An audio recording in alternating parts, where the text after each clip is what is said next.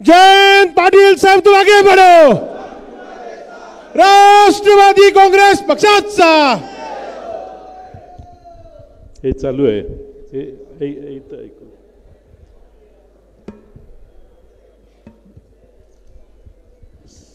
आपल्या लोकसभेचे तुम्ही सर्वांनी निवडून आणलेले, कष्ट करून निवडून आणलेले आपले लोकप्रिय खासदार बजरंग बाप्पा, हे कुठं ऐकू येते? आपल्या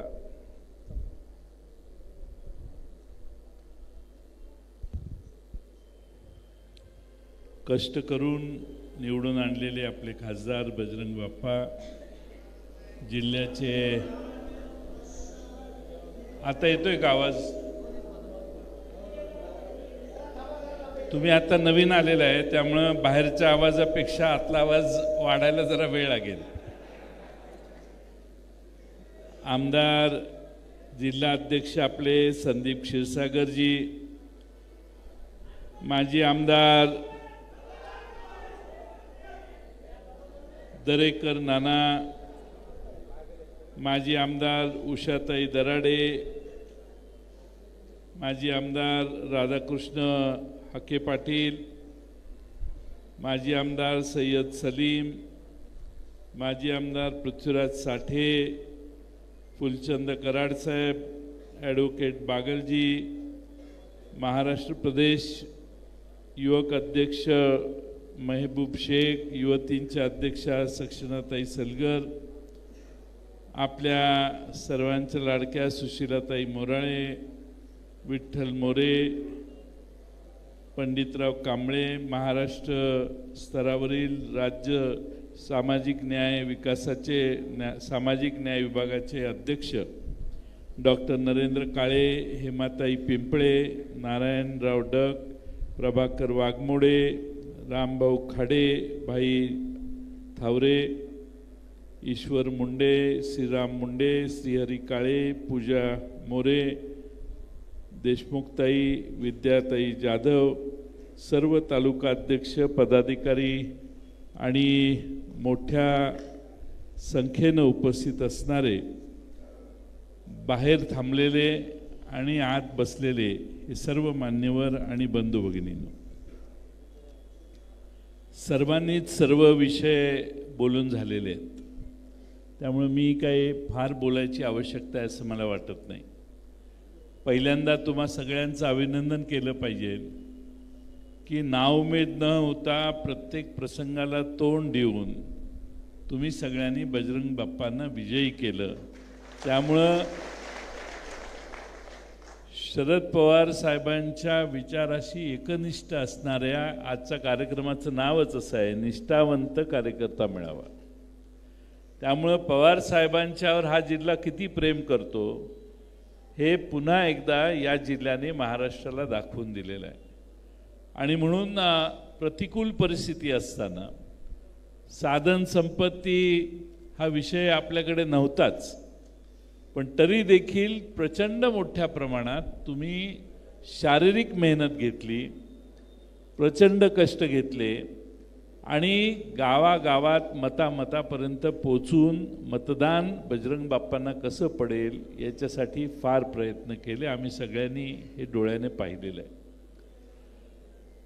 हा जिल्हा तसा एवढा सोपा नाही आणि इथं खासदार होणं हे तर फार कठीण। त्यामुळे बजरंग बाप्पा तुमचं अभिनंदन करावं तेवढं थोडं आहे। तुम्ही निवडून आला ते एवढी सोपं काम नाही, पण मला मगाशी बाप्पांचं भाषण ऐकून फार समाधान वाटलं की या जिल्ह्यातले राहिलेले अनेक प्रश्न जे लोकप्रतिनिधींनी केंद्र सरकारमध्ये बसून सोडवण्याची आवश्यकता होती, दिल्लीत बसून, त्या सगळ्याच प्रश्नांना बजरंग बाप्पांनी हात घातलेला आहे। रेल्वे डिसेंबरपर्यंत येईल असं त्यांनी सांगितलेलं आहे। डिसेंबर नाही 31 मार्चपर्यंत आलं तरी आमची काही तक्रार नाही, पण रेल्वे येणं हे फार महत्त्वाचं होतं ज्याच्यासाठी तुम्ही बैठका घेऊन आता सपाटा सुरू केलेला आहे। या जिल्ह्यातल्या पाण्याचा प्रश्न देखील आपल्याला पुढे सोडवायचा आहे। मराठवाड्यात पाण्याचं प्रचंड दुर्भिक्ष आहे याची मला जाणीव आहे। आपल्या जिल्ह्यात मराठवाड्याच्या गोदावरी खोऱ्यामध्ये, मध्य गोदावरीमध्ये मी या खात्याचा मंत्री होतो त्यावेळी जवळपास 19 TMC पाणी अतिरिक्त आहे हे सिद्ध करून आपण 19 TMC पाण्याची बंधाऱ्यांच्या परवानग्या देण्याची व्यवस्था केलेली होती। तसं नांदेडच्या पलीकडे वाहत पुढे जाणारं पाणी जे आपल्या हक्काचं होतं, जे आपण वापरत नव्हतो, असे जवळपास 44 TMC पाणी रिव्हर्स आणावं अशा देखील योजना त्यावेळी मी पुढाकार घेऊन प्रस्तावित केलेल्या, त्यालाही हळूहळू मूर्त स्वरूप येईल। पण बीडचा प्रश्न सोडवायचा असेल तर आपल्याला मागून अतिरिक्त पाणी आलं पाहिजे आणि हे पाणी येऊन आपल्या बीडमध्ये सक्षमपणानं काहीतरी मार्ग, प्रत्येक शेतीला पाणी देण्याचा काहीतरी प्रकल्प आपण हातात घेतला पाहिजे। आणि म्हणून मी या खात्याचा मंत्री असताना लातूर जिल्ह्यातल्या लोकप्रतिनिधींची माझी बैठक झालेली, बीडलाही सगळ्यांची बैठक झालेली आणि आम्ही आमच्या जाहीरनाम्यात आपल्याला सांगू, पण आपण जर बीडचं परिस्थिती बदल करायची असेल तर पाणी या जिल्ह्यामध्ये माजलगाव धरणात जेवढं आहे तेच मेजर, बाकी आपल्याकडे तसं विशेष पाणी नाही। आणि म्हणून नाशिक जिल्ह्यामध्ये वळण बंधारे बांधण्याचं काम अधिक वेगानं करणं, अतिरिक्त पाणी गोदावरी खोऱ्यात आणणं आणि गोदावरी खोऱ्यात आलेल्या पाण्यावर आपला हक्क निर्माण करणं आणि ते पाणी बीड जिल्ह्यामध्ये आणणं, हे 2-3 पावलं की आपण टाकण्याची आवश्यकता आहे। त्याचा भरपूर अभ्यास केलेला आपलं सरकारच गेलं म्हणून थोडासा अडथळा झाला, पण भविष्य काळात या गोष्टी बजरंग बाप्पा आपण करू। कारण बीड जिल्ह्याला जे शक्य असेल, आता आष्टीची एक योजना तिकडनं आपण गती दिली, ती पण तिकडं कृष्णा खोऱ्यातलं पाणी इकडं आणण्याचं जे काम आहे त्यात आष्टीला प्रचंड म्हणजे असंच टेंडर काढून ठेवलेलं होतं, पण पुढं काहीच झालेलं नव्हतं। मध्येच एक काम धरलेलं, मागच्या पाईपलाईनचं काम नाही, त्याचा निर्णय नाही, बरेचसे प्रश्न असे अनुत्तरित होते, ते सगळे प्रश्न आम्ही सोडवले। त्यामुळं आता तिथं कुठंतरी प्रकल्प पूर्ण होण्याच्यासाठी मार्गस्थ लागला आहे। 1-2 वर्षात ते काम चालू झालं, ते मार्गस्थ लागलं आहे आणि त्या पुढच्या 2-3 वर्षात तोही प्रकल्प पूर्ण होईल। आता कृष्णा खोऱ्याचं पाणी इकडं उस्मानाबाद जिल्ह्यात 1 आणि 2 योजना या उस्मानाबाद जिल्ह्यात पाणी नेण्याच्या तिकडं आपण काढलेल्या होत्या, त्याही अशाच थांबलेल्या होत्या। त्यातले फक्त ठळक कामाची टेंडर दिलेली, परत कोणाचं लक्षच नव्हतं।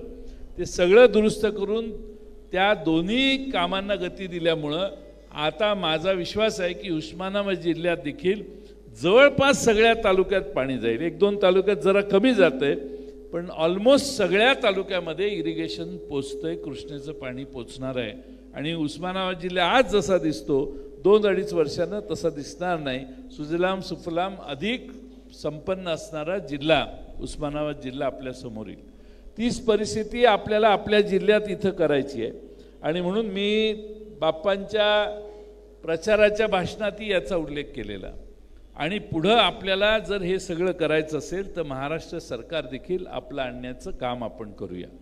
आज जिल्ह्यामध्ये 5-6 आमदार तुम्ही देता, 6 आमदार देत असताना मागच्या वेळी चांगलं यश तुम्ही पवार साहेबांच्या मागे उभा केलं, यावेळी देखील पवार साहेबांच्या मागे हेच यश उभा करण्याची जबाबदारी तुम्हा आम्हा सर्वांची आहे।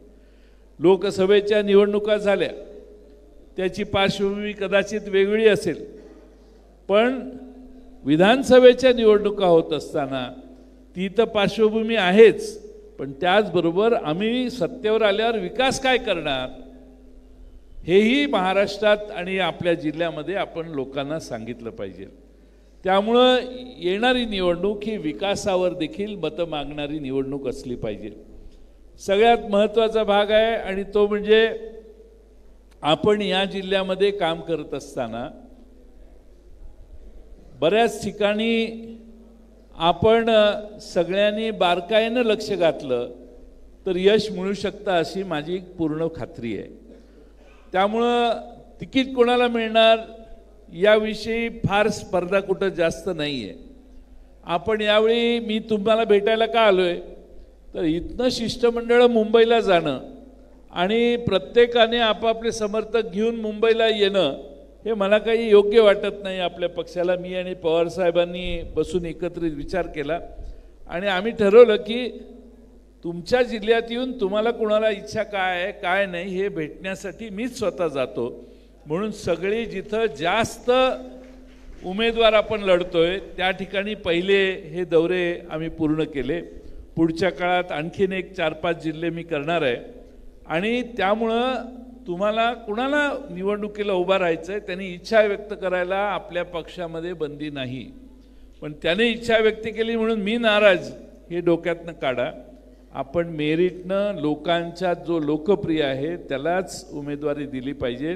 निवडणुकीच्या राजकारणामध्ये आपल्याला हा माझ्या जवळचा आहे तो माझ्या जवळचा आहे म्हणून आपल्याला वाटायला जे काही 288 पैकी आघाडीत जागा मिळणार आहेत त्या सगळ्याच्या सगळ्या निवडून आणण्याचं काम आपल्याला भविष्यात करायचं आहे. त्यामुळं जागा पडण्यासाठी घ्यायची नाही.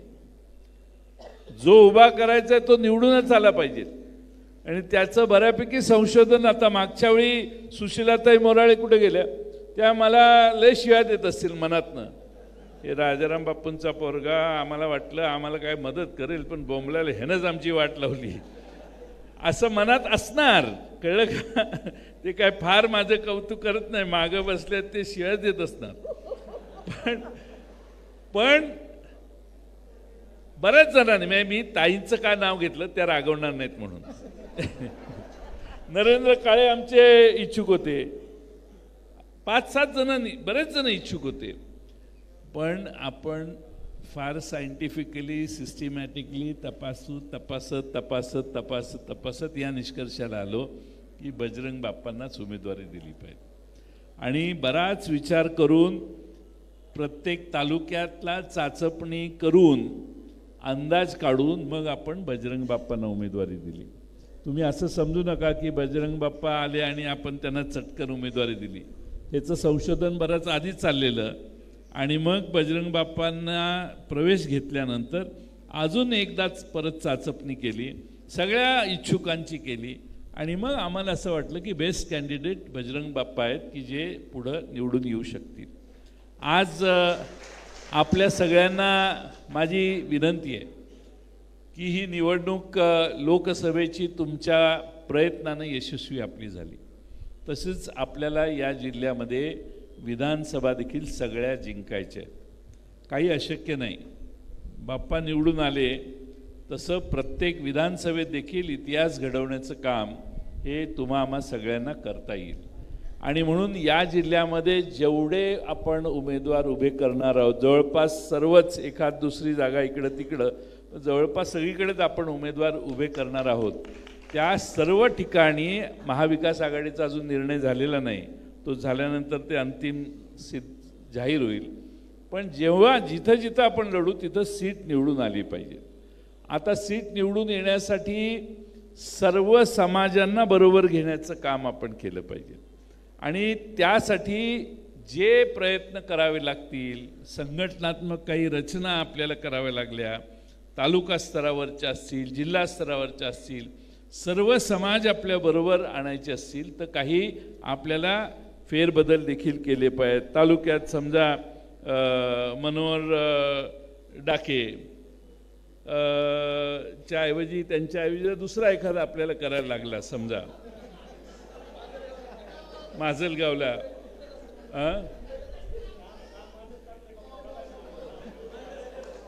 नाही मी बदलायचं म्हणत नाही पण असं काही सुचलं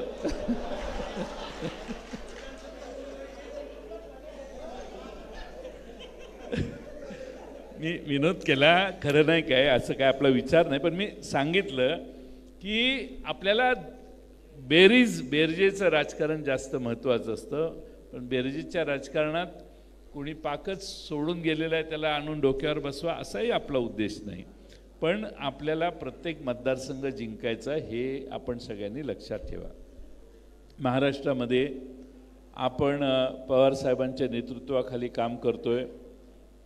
मगाशी सांगण्यात आलं की 10 पैकी 8 जागा आपण जिंकल्या. त्या कशा जिंकल्या तर त्या भागातल्या कार्यकर्त्यांनी प्रयत्न केले आणि महाविकास आघाडीच्या आपल्या दुसऱ्या 2 घटकांनी देखील आपल्याला सहकार्य केलं. त्यांचे उमेदवार जिथे होते तिथं आपल्या पक्षाने देखील त्यांना सहकार्य केलं. आणि म्हणून माझी आपणाला विनंती आहे की या निवडणुका आता फक्त 2 महिन्यात होणार आहेत. 2 महिन्यात होणार आहेत आणि मागच्या वेळी आपण बघितलं की लोकांचे काही महत्त्वाचे प्रश्न आहेत जे महाराष्ट्र सरकारला सोडवता आले नाही. एक पीक विम्याचा प्रश्न आहे. सरकारने 1 रुपयात विमा काढू म्हणून सांगितलं, पण ह्याच्यात गौडबंगाल असं आहे की राज्य सरकार हजारो कोटी रुपये पीक विमा कंपनीला देतं आणि पीक विमा कंपनी शेतकऱ्यांना पैसे देत नाही. नुकसान झालं, अवकाळी पाऊस आला, संकट आलं तर ज्याच्यासाठी पीक विमा काढलेला आहे तो परतावा शेतकऱ्याकडे येत नाही. याच्यात गौडबंगाल असं आहे की सगळ्यांचेच हात ओले होतात. सरकार तिकडं पीक विमाचे प्रीमियम भरतो, तो प्रत्येक कंपनीला काही शेकड्याने असतो. एखाद्या कंपनीने 1000 कोटी रुपये जर पीक विम्याचा प्रीमियम घेतला असेल महाराष्ट्रात आणि संकट आलं तर किमान 700, 750, 800 कोटी तर मागं आले पाहिजेत. पण ही रक्कम 50-60 कोटीच्या वर, 70-80 कोटीच्या वर, 100-125 कोटीच्या वर जात नाही.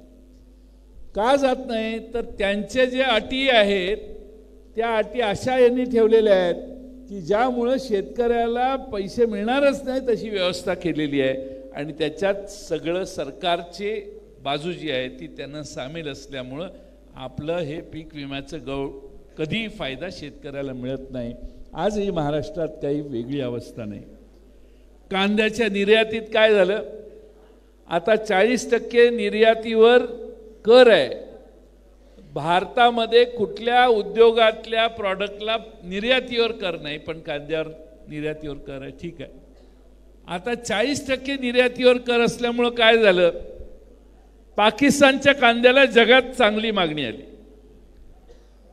भारतातल्या कांद्याला मारायचं आणि पाकिस्तानच्या कांद्याला जिवंत करायचं पाप हे केंद्र सरकारच्या 40% निर्यात कर या धोरणामुळे आज आपल्या सगळ्यांना अनुभवायला आले. आता निवडणूक जवळ आली आहे म्हणून एखाद्या वेळी निवडणुकीपुरतं कर कमी करतील वगैरे काहीतरी करतीलच. कारण निवडणुकीत आता काय कपडे काढून द्यायला तयार आहेत, काय प्रॉब्लेम नाही. त्यामुळे कांदा निर्यात हा एक प्रश्न असा आहे की आपल्या देशातल्या कांद्याला डिमांड बाहेर कमी आहे कारण महाग झाला आणि पाकिस्तानचा कांदा निर्यातीवर कोणताही कर नसल्यामुळं फार सहजासहजी आंतरराष्ट्रीय बाजारपेठेत विकला जातोय हे आपण सगळ्यांनी लक्षात घ्या. खरं म्हणजे आपल्याला काल परवा केंद्र सरकारने बजेट मांडलं. बजेट मांडल्यावर महाराष्ट्राच्या तोंडाला पानं पुसली हे तुम्ही सगळ्यांनी बघितलं. काय बजेटमध्ये महाराष्ट्राला मिळालं नाही. पण महाराष्ट्राच्या ऐवजी बिहारला 58,900 कोटी म्हणजे 59,000 कोटी रुपये मोदी साहेबांनी दिले. आंध्र प्रदेशला 15,000 कोटी रुपये दिले आणि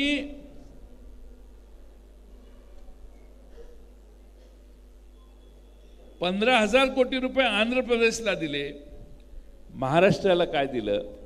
महाराष्ट्राला काही मिळालं नाही म्हणून बोंबाबोंब झाल्यावर राज्याचे उपमुख्यमंत्री देवेंद्र फडणवीस साहेबांनी लगेच स्टेटमेंट दिलं, नाही नाही नाही महाराष्ट्राला दिलेलं आहे, महाराष्ट्राला दिलेलं आहे. म्हणून त्यांनी सांगितलेल्या आकड्यांची बेरीज 7,545 कोटी होती.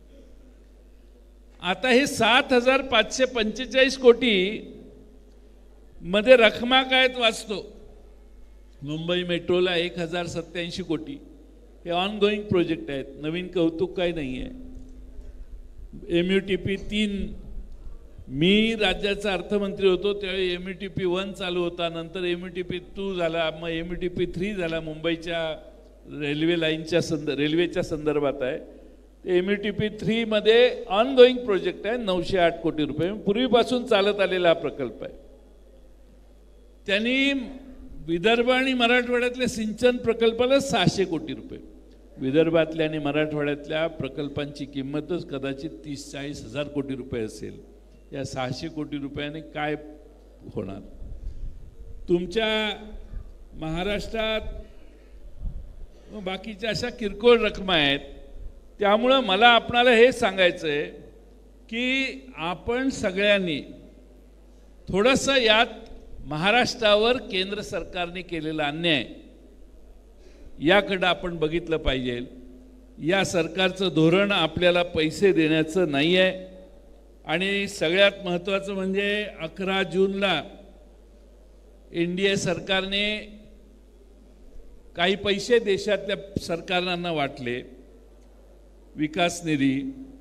त्यात आपल्याला हे 8,000 कोटी रुपये, हे बजेटच्या आधीचं सांगतोय, 8,000 कोटी रुपये निधी मंजूर केला. सर्वाधिक पैसे उत्तर प्रदेशला दिले 25,000 कोटी, बिहारला 14,000 कोटी दिले. सर्व राज्यांना पैसे वाटले ते 1,39,000 कोटी रुपये. आणि कर संकलनामध्ये महाराष्ट्राचा वाटा, आपण कर महाराष्ट्र जेवढा भरतो तेवढा दुसऱ्या देशातल्या राज्य कुठलंही भरत नाही. आणि त्यामुळं आपण एवढ्या मोठ्या प्रमाणात करांचं संकलन करून देतो. मागच्या वेळी तुमच्या सगळ्यांच्या माहितीसाठी सांगतो की 2 लाख जवळपास, म्हणजे महाराष्ट्रातून 23-24ला GST किती गेला माहिती आहे का केंद्राकडे? 3 लाख कोटी रुपये. आणि आपण इतर जे कर भरतो ते केंद्राकडे गेले ते 2,36,000 कोटी, म्हणजे 5,36,000 कोटी रुपयाचा टॅक्स महाराष्ट्राने केंद्राला भरला. आणि मिळालं काय तर 7,000 कोटी रुपये, मगाशी ते सांगितले ते. आणि त्यामुळं दुसऱ्या राज्यांना किती पैसे मिळाले? उत्तर प्रदेशला, म्हणजे महाराष्ट्राला जो प्रति पैसे मिळाले ते टोटल 78,000 रुपये फायनान्स कमिशनच्या डिस्ट्रीब्युशनमध्ये मिळतात. पण आपल्याला ज्यावेळी 78,000 कोटी मिळतात त्यावेळी उत्तर प्रदेशला 2,18,000 कोटी, बिहारला 1,22,000 कोटी, मध्य प्रदेशला 95,000 कोटी, आंध्र प्रदेशला 49,000 कोटी, आसामला 38,000 कोटी. हे वित्त आयोगाने वाटलेल्या फॉर्म्युलाप्रमाणे हे पैसे होतात. त्या वित्त आयोगाने वाटलेल्या फॉर्म्युल्याच्या पलीकडे जाऊन बिहार आणि आंध्र प्रदेशला आज केंद्र सरकारने पैसे वाटले. संघ राज्य म्हणून जी भारताची कल्पना आहे त्यात केंद्र सरकारने सर्व राज्यांना त्यांचा मागासलेपण आणि बाकीच्या गोष्टी बघून वित्त आयोगाच्या मार्फत पैसे वाटायचे असतात त्यांच्या फॉर्म्युलाप्रमाणे. पण आज पहिल्यांदा अर्थसंकल्पात केंद्र सरकारने हा मूळ संघ राज्याची जी एकत्रितपणा जो आहे तो भंग पावेल असं भूमिका घेतली आणि ठराविक 2 राज्यांना जास्त पैसे दिले. याचं कारण त्यांचं सरकार त्या दोघांच्या जीवावर आज उभं आहे. आणि म्हणून आपण महाराष्ट्रात प्रकल्प आपल्या राज्यातून बाहेर जातात तेही आम्ही सहन करायचं. तो फॉक्सकॉन गेला, ते एअरबसचा प्रकल्प गुजरातला गेला, अजून 4-6 प्रकल्प गुजरातला यांनी पळवले. आम्ही गप्प बसलोय. आम्ही म्हणजे आमचं सरकार काही त्याच्यावर करत नाही. मोदी साहेबांनी सांगितलं की फॉक्सकॉन जाऊ दे, इससे बड़ा प्रकल्प आपको लाके देंगे, असं एकनाथ शिंदेने विधानसभेत भाषण केले. एकनाथ शिंदेने असं सांगितलं की मोदी साहेबांनी सांगितलं ये तो बहुत कम है, इससे बड़ा प्रकल्प आएगा. पण लोकसभा झाली तरी असा प्रकल्प महाराष्ट्रात आलेला नाही. आणि त्यामुळं आपल्याला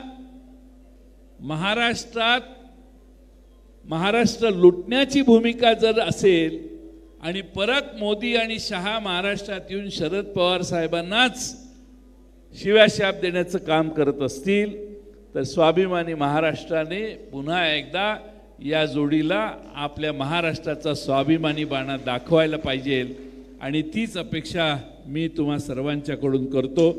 वेळ बराच झालेला आहे, पण आपल्या महाराष्ट्रामध्ये खरं म्हणजे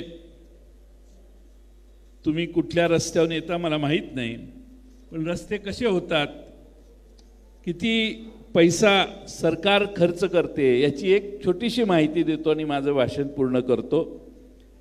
2024च्या बाप्पांची निवडणूक झाली ना, त्यावेळी MSRDCने 6 एक्सप्रेस कॉरिडॉर्स जाहीर केले। लोकसभेच्या निवडणुकीच्या जस्ट आधी 90,000 कोटी रुपयाचे रस्ते बांधायचं ठरवलं सरकारने। आपल्या मराठवाड्यातला जालना नांदेड एक्सप्रेसवे 184 किलोमीटर लांबीचा रस्ता आहे, याचं 11,441 कोटीला टेंडर काढलं होतं। आता टेंडर 2% 4% मागं पुढं होतं, पण 11,441 कोटीचं टेंडर 4,000 कोटी रुपये वाढवून 15,464 कोटी रुपयाला देण्यात आलं। म्हणजे जे काम 11,441 कोटी एस्टिमेटचं होतं ते 15,464 कोटीला यांनी दिलं आणि कॉन्ट्रॅक्ट कुणाला दिलं तर रोडवे नावाच्या एका ब्लॅकलिस्ट झालेल्या कंपनीला दिलं। पण ठीक आहे, 1 किलोमीटर तुम्ही गावाकडे रस्ता करता, आता बरेच जण पूर्वी जिल्हा परिषद वगैरे काम करत असतील इथं, 1 किलोमीटरला किती खर्च यावा काही तुम्हाला अंदाज?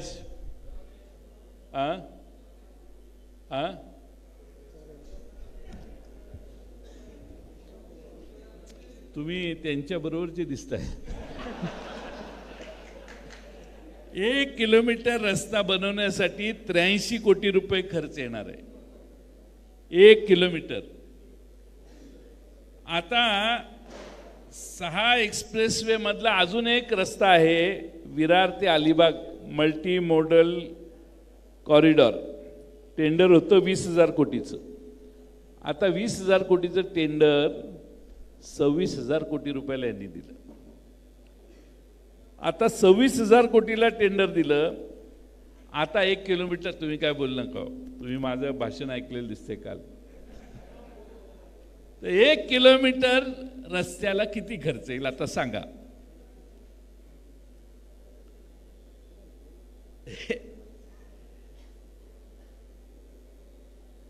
एका किलोमीटरला 26,000 कोटीचा रस्ता आहे, काय इन्कम टॅक्स ED काय लागणार नाही, तुम्ही आकडा कुठलाही सांगा।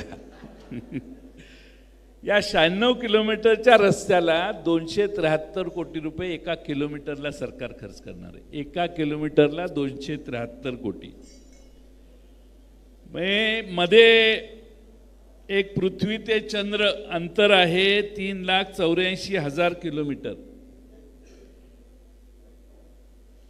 म्हणजे 3,84,000 किलोमीटर चांद्रयानाला जायला जो खर्च आला तो 600 कोटी रुपयाला, 600 कोटी। आणि हे महाराष्ट्रातलं सरकार 1 किलोमीटरचा रस्ता 273 कोटी रुपयाला खर्च करणार आहे। तुम्ही आम्ही जे कर भरतो ना, आपल्या खिशातनं हे पैसे खर्च होणार आहेत, आपल्या खिशातनं हे पैसे जाणार आहेत। आणि त्यामुळं ही जी 90,000 कोटी रुपयाची कामं मगाशी सांगितली ना, ती कुणाला दिली आहेत? Mega engineering, Navayuga engineering, GR infra आणि रोडवेज या 4ही कंपन्यांनी BJPला इलेक्ट्रल बॉन्डच्या रूपात 8,000 कोटी रुपये पहिल्यांदा दिलेले आहेत। हे जे पूर येतो ना, तुम्हाला जो त्रास होतो सगळ्यांना, निवडणुकीला सकाळी 7 वाजता पैसे वाटायचा कार्यक्रम चालू होतो, आदल्या रात्रभर चालू असतो, आधी 2 दिवस चालू असतो, कार्यकर्त्यांना खरेदी करण्याचं काम चालू असतं। कारण पैशाला काही म्हणजे कमीच नाही, पैसे कुठून येतात याची काही उदाहरणं आपल्याला कळावीत, म्हणूनच मी थोडासा वेळ तुमचा जास्त घेतला। त्यामुळे हे आपले पैसे आहेत. तिकडं पैसे आले तर फुलचंद कराड हे आपलेच पैसे आहेत सांगायचं. आपलेच पैसे आपल्याला मिळत आहेत.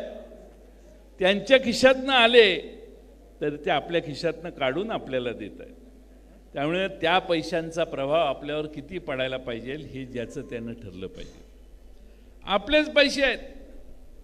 आपल्या खिशातनं पैसे काढून जर ही लोक आपल्यालाच पैसे वाटायचं काम करत असतील तर एवढ्या मोठ्या प्रमाणात पैसे महाराष्ट्रात मी कुठलीही निवडणूक लोकसभेची तर कधीच बघितली नाही. लोकसभेच्या निवडणुकीत पैसे नगरपालिकेसारखे वाटलेले आजपर्यंत मी बघितलेले नाही. याचा अर्थ जरा जादा झाले. भ्रष्टाचाराचे आरोप विधानसभेत आम्ही केले, त्या एकाही आरोपाला यांना उत्तर देता आलं नाही. डांबर घोटाळा केला एकानं रत्नागिरीत. तुम्ही का असं माझ्याकडे बघताय? डांबर घोटाळा काय कसा केला तर डांबर घोटाळा केला म्हणजे डांबराचं HPCL का काय कंपनी आहे त्याकडून डांबराचं डांबर काढलं की ते पावती मिळते. 10 बॅरल 15 बॅरल काय असतील ती पावती मिळते. तीच पावती राष्ट्रीय महामार्गाच्या कामात दाखवायची, तीच पावती MIDCच्या कामात दाखवायची, तीच पावती रत्नागिरी नगरपालिकेच्या कामात दाखवायची. डांबर टाकायचंच नाही, फक्त पावत्या दाखवायच्या आणि बिलं काढायची. त्यामुळं पाऊस पडल्यावर रस्ते खराब का होतात याचं कारण हे आहे. सगळीच बेईमानी हो. मी हे विधानसभेत काढलं, उत्तर द्यायची ताकद झाली नाही. मायनी नावाचं सातारा जिल्ह्यात एक गाव आहे, तिथं मेडिकल कॉलेज एकानं काढलं, ते तिथल्या भाजपच्या आमदाराच्या ताब्यात आहे. काय प्रताप केला भाजपच्या आमदारानं? मेलेल्या माणसाला ऍडमिट केलं. माणसाला नाही, माणसांना, अनेक माणसांना. माणूस संदीप क्षीरसागर मेलेला आहे, त्याचं सर्टिफिकेट, डेथ सर्टिफिकेट आहे, त्यानंतर तो हॉस्पिटलमध्ये ऍडमिट झाला असं रेकॉर्ड आहे. त्याच्यावर कोरोनाची सगळी ट्रीटमेंट झाल्याचं रेकॉर्ड आहे. त्यानंतर तो बरा झाल्याचं रेकॉर्ड आहे. आणि योजनेत घरी पोचवायला 50 रुपये होते म्हणून 50 रुपयात त्याला घरपोच केलेला आहे असंही रेकॉर्ड आहे. म्हणजे ते 50 रुपये घरी पाठवायचे पण यांनी सोडले नाही. म्हणजे माणसाला 50-60 कोटीचा भ्रष्टाचार आहे. राजेश टोपेंनी त्याची चौकशी लावलेली, आपलं सरकार गेलं नाही तर तो आमदारच आत गेला असता. या सरकारने ही चौकशी दाबली. आता कोर्टानं त्याच्यात लक्ष घातलेलं आहे. म्हणजे तुम्ही टाळूवरचं लोणी खाताय. भारतीय जनता पक्षाला अशा आमदाराचा अभिमान आहे, कारण तो उपमुख्यमंत्र्यांच्या फार जवळचा आहे. दुसऱ्या बाजूने जसं डांबर घोटाळा झाला, जसं आपला कोरोनाचा हा मी सांगितलेला घोटाळा झाला, अशी 6 घोटाळे आम्ही सभागृहात मांडले. एकाही मंत्र्याला उत्तर देता आलं नाही. दुसरीच भाषणं करायची. ते मंत्री एकतर सभागृहात बसायचे नाहीत, PA लिहून देईल तेवढे येऊन भाषण करायचे आणि मागण्या मान्य करा म्हणून सांगायचे. आणि म्हणून हे सरकार भ्रष्ट आहे. या भ्रष्ट सरकारला घालवल्याशिवाय आपल्याला तरुणोपाय नाही. महाराष्ट्रातल्या जनतेच्या वरचा अरिष्ट दूर करायचं असेल तर महाराष्ट्रात भारतीय जनता पक्षाच्या पुढाकारानं तयार झालेले हे सरकार पाडलं पाहिजे. काल परवा भारतीय जनता पक्षाचा एक मेळावा झाला. त्यामध्ये अमित शहानी सांगितलं की 2024 नंतर येणारं सरकार हे भारतीय जनता पक्षाच्या नेतृत्वाखाली येणारं सरकार असेल. म्हणजे एकनाथ शिंदेंचा पत्ता कट. मग भारतीय जनता पक्षाच्या नेतृत्वाखाली येणारं सरकार म्हणजे देवेंद्र फडणवीसांचं सरकार येणार आहे. देवेंद्र फडणवीसांच्या नेतृत्वाखालचं सरकार या भारतीय जनता पक्षाच्या अमित शहांना आणायचं आहे. एकनाथ शिंदे बाजूला जाणार आहेत. अमित शहानी सांगितलं, मी काय बोलत नाही. आणि त्यामुळं एक सत्तारूढ पक्षाच्या लक्षात आलंय आणि खास करून भारतीय जनता पक्षाच्या की येणाऱ्या विधानसभेत 50-55 पेक्षा आपल्या जागा काही जास्त येणार नाही. आणि मग त्यामुळं अचानक दिसेल तो लाडका व्हायला लागलाय. म्हणाल त्या गोष्टी लोकसभेच्या सगळ्या आमच्या लाडक्या बहिणींना मी विनंती करेन की लोकसभेच्या आधी बहिणीला जेवढा त्रास द्यायचा तेवढा देऊन झालाय. आता तुम्हाला लाडकी बहीण योजना आठवायला लागली का? तर पराभव झाला. महाराष्ट्रात भारतीय जनता पक्षाच्या 9 जागा निवडून आले. एकनाथ शिंदे 7 वर आले. बाकीच्यांच्याविषयी मी काही बोलत नाही. माझा सातारचा उमेदवार जर निवडून आला असता तर मी आज महाराष्ट्रात सांगू शकलो असतो की माझे पण 9 आहेत, भारतीय जनता पक्षाचे पण 9 आहेत. मी भारतीय जनता पक्ष एवढ्या ताकदीचा झालो म्हणून. तो सातारचा उमेदवार निवडून आल्यातच आहे. ती पिपाणीवर आमची 37,000 मतं गेली आणि 35,000 आपली सीट पडली. 28 पैकी 9 आले. सांगण्याचा मुद्दा असा की महाराष्ट्रात भारतीय जनता पक्षाला नाकारण्यात आलेलं आहे. महाराष्ट्रातली जनता आम्ही जेव्हा जेव्हा जिथं जिथं सर्वेक्षण केली तिथं मोदी साहेबांच्या बद्दल थोडी तरी अप्रुव्हल होतं. ठीक आहे, 52, 56, 55%. पण महाराष्ट्र सरकारच्या या त्रिकुटांच्या सरकारबद्दल महाराष्ट्रात अप्रुव्हल किती होतं? 37 आणि 32 आणि 35%. ह्याच्या पलीकडे नाही गेलं. 60-65% जनता यांच्यावर सर्व महाराष्ट्रातली नाराज आहे. त्यामुळं तुम्ही लोकसभेत 158 जागेत महाराष्ट्रात राष्ट्रवादी काँग्रेस आपल्या महाविकास आघाडीचा विजय होणार हे डोक्यातून काढा.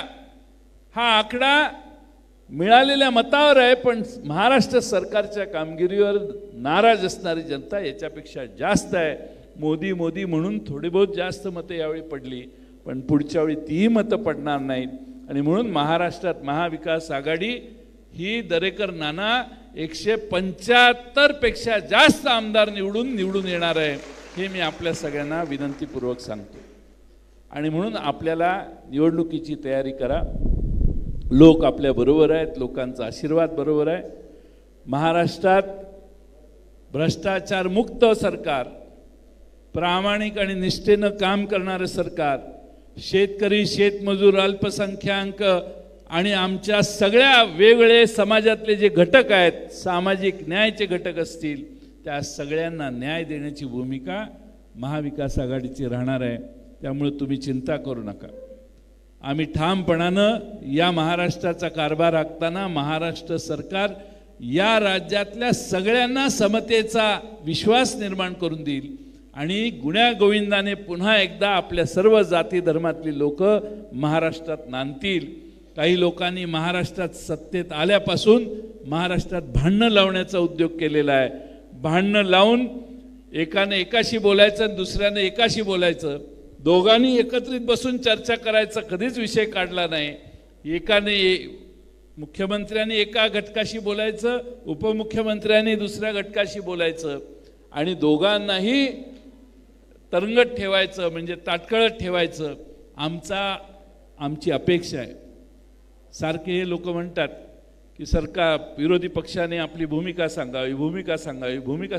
अरे बेट्यानो, आता तुमची भूमिका सांगायचा टाईम आला. इलेक्शन संपत आलं आता आणि तुम्ही ज्यांना आश्वासनं दिलेली आहेत ते वाट बघताय तुमच्या निर्णयाची. आम्ही सरकारला सांगतोय निर्णय घ्या आणि योग्य तो निर्णय घ्या आणि न्याय देण्याचं काम करा. तुम्ही आश्वासनं जी काही दिलेली असतील, जे काही खाजगीत तुम्ही बोलला असाल ते तरी जाहीर करा. काहीच विरोधी पक्षाला विश्वासात घ्यायचं नाही. विरोधी पक्षाला विश्वासात न घेता सांगायचं या मीटिंगला चर्चा करू, आणि मीटिंग कसली? आरक्षणाबाबत मीटिंग. त्या आरक्षणाच्या बाबतीतल्या मीटिंगला बोलवायच्या आधी 2 मीटिंग अशा झाल्या की ज्याच्यात आम्ही आमची मतं मांडलेली आहेत. आम्ही विचारलं काही मुद्दा आहे का, काही प्रस्ताव आहे का, काही निर्णय घेतलाय का तुम्ही, ज्या कशासाठी मीटिंग बोलवताय? तुम्ही मागचे 4 महिने ज्यांच्याबरोबर चर्चा केल्या त्या स्पष्टपणानं आमच्या विरोधी पक्ष नेत्यांना तरी सांगा, दोन्ही सभागृहाच्या. पण हे काम झालं नाही. आणि म्हणून मी आपणा सगळ्यांना विनंती करेन, सरकारने आता निर्णय घेतला पाहिजे. पवार साहेबांनी आज सकाळी पण भूमिका व्यक्त केलेली आहे. पवार साहेबांनी शेवटी जाऊन एकनाथ शिंदेना त्यातला मध्य मार्ग सांगितलाय. कशा प्रकारे सगळ्यांना विश्वासात घेतलं पाहिजे हेही सांगितलं, आणि पवार साहेबांनी हेही सांगितलंय की सरकार या सर्वांना विश्वासात घेण्यासाठी कमी पडलं. ही वस्तुस्थिती आहे, नाही तर हा प्रश्न यापूर्वीच निघाला असता. आणि म्हणून माझी आपणा सगळ्यांना विनंती आहे की सर्वांना न्याय देण्याची भूमिका असली पाहिजे, आणि ती न्याय देत असताना सर्वांना विश्वासात घेण्याची प्रक्रिया जी महाराष्ट्र सरकारने करण्याची गरज होती, ती गरज आता तरी किमान उशीर झालेला आहे, पण ती पूर्ण सरकारने केली पाहिजे. समाजात तेढ निर्माण करणं ही महाराष्ट्राच्या प्रगतीसाठी सोयीचं नाही, एवढीच अपेक्षा या निमित्ताने मी व्यक्त करतो. मी महाराष्ट्रातल्या सगळ्या कार्यकर्त्यांना सगळ्यांना एक आव्हान केलेलं आहे, ते म्हणजे माझ्या स्वप्नातील महाराष्ट्र हे अभियान आहे, त्यात सगळ्यांनी सहभागी व्हावं. माझ्या स्वप्नातला महाराष्ट्र म्हणजे आम्ही सत्तेवर आलो तर महाविकास आघाडीने खास करून राष्ट्रवादी काँग्रेसकडून जनतेच्या काय अपेक्षा आहेत, सरकार कसं असलं पाहिजे याविषयी हे अभियान काम करणार आहे. मिस कॉल दिला की तुम्हाला एक फॉर्म येईल, त्या फॉर्मवर तुम्ही काही लिहून तुमच्या सूचना जर पक्षाला केल्या तर जाहीरनामा समिती आता केलेली आहे महाविकास आघाडीची, पण ही माहिती सगळी राष्ट्रवादी काँग्रेसकडे जाईल, आणि त्यातनं आपल्या मतदारसंघासाठी, आपल्या भागासाठी, जिल्ह्यासाठी, विभागासाठी, राज्यासाठी कोणती धोरणं घेतली पाहिजेत याची एक जंत्री आमच्याकडे तयार होईल. ती भविष्य काळात त्याचा आम्ही अनुकरण करण्याचा किंवा त्याचा अवलंब करण्याचा प्रयत्न करू. आज आपण सगळे मोठ्या प्रमाणात इथं आलात. जिल्हा अध्यक्षांनी तुम्हा सगळ्यांना इथं बसण्याची व्यवस्था केली, पण बरेच जण खाली आहे त्याची मला जाणीव आहे. त्यामुळं माझा येण्याचा मूळ हेतू तुमच्याशी संवाद साधणं आहे. त्यामुळं मी फक्त मतदारसंघाची नावं घेतो. मला आत कुठल्या मतदारसंघाचे जास्त आहे ते कळलं की मग तसं आपण कारवाई करू. इथं आता करायचं का नंतर? नाही, आता इथं आष्टी पाटोद्याची किती लोक आत आहेत? बरेच आहेत ना. परत परळीची किती आहेत आत?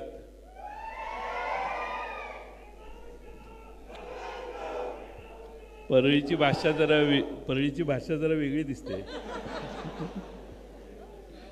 केज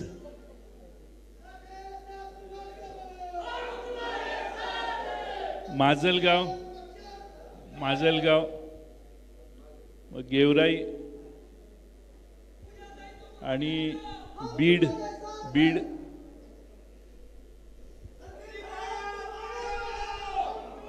काय करायचं?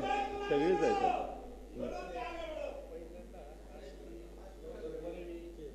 मग आत्ता काय करायचं? आत्ता